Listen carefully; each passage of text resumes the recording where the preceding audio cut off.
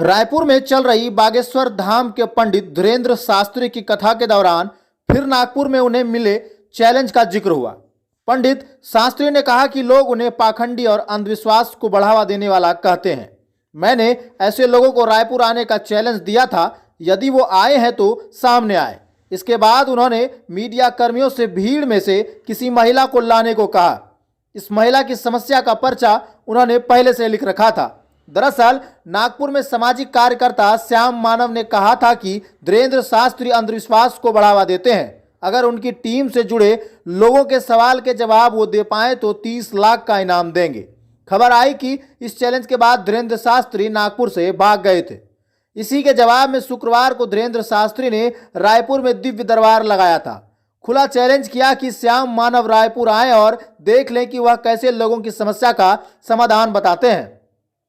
विवाद के चैलेंज की वजह से भीड़ गुड़ियारी के पंडाल में पहुंच गई। रायपुर के गुड़ियारी इलाके में राम कथा कार्यक्रम का आयोजन बीते 17 जनवरी से हो रहा है। यहां बागेश्वर धाम के धीरेन्द्र शास्त्री आए हुए हैं। शुरुआती दिनों में राम कथा हुई, मगर नागपुर में इससे पहले धीरेन्द्र शास्त्री की सभा पर उठे सवाल और विवाद ने इस कथा को चर्चा में ला दिया। चैलेंज की वजह से बढ़ती तादाद में मीडिया कर्मी भी धीरेन्द्र शास्त्री का दिव्य दरबार कवर करने पहुंचे थे।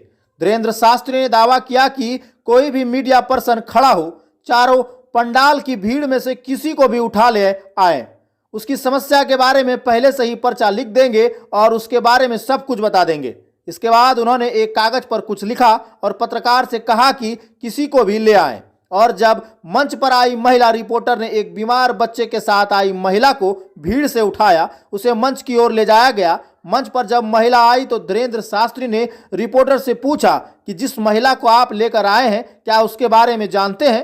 क्या उनका नाम जानते हैं? उन्हें पहचानते हैं? रिपोर्टर ने ना में जवाब दिया। महिला ने भी कहा कि वह पहले से ना तो किसी को जानती हैं, ना ही किसी को अपनी समस्या बताई है। फिर जो पर्चे में निकली जानकारी, इसके बाद धीरेन्द्र कृष्ण ने महिला से उसके बच्चे का नाम पूछा। महिला ने कहा दिव्यांश सिंह। बच्चे को चलने फिरने में समस्या थी, बीमार रहता था। धीरेन्द्र शास्त्री ने पहले से लिखा पर्चा महिला के सामने धर दिया, जिसमें लिखा था महिला बच्चे को लेकर परेशान है। बच्चे का नाम दिव्यांश है। नसों में परेशानी के कारण वह चल फिर नहीं पाता। बच्चे को झटके आते हैं। परिवार में आर्थिक परेशानी है। परिवार कुल देवता कोई माता है। महिला बिलासपुर की रहने वाली है।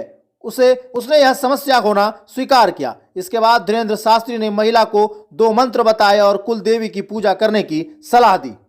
चैलेंज देने वाले श्याम मानव नहीं आए। चैलेंज के साथ बागेश्वर धाम वाले बाबा पंडित धीरेन्द्र कृष्ण ने दिव्य दरबार लगाया।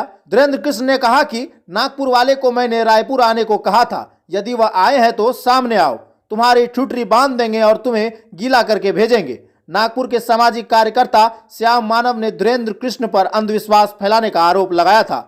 उन्हें चैलेंज करते हुए बाबा ने रायपुर बुलाया था, मगर श्याम मानव नहीं आए। पंडित धीरेन्द्र कृष्ण कहते हैं बजरंगबली की कृपा से भीड़ में किसी को भी उठाकर वह उसकी समस्या और समाधान बताते हैं। इसके लिए वह कोई पैसा नहीं लेते हैं, ना ही खुद को संत बताते हैं और ना ही किसी को अपने कार्यक्रम में आमंत्रित करते हैं।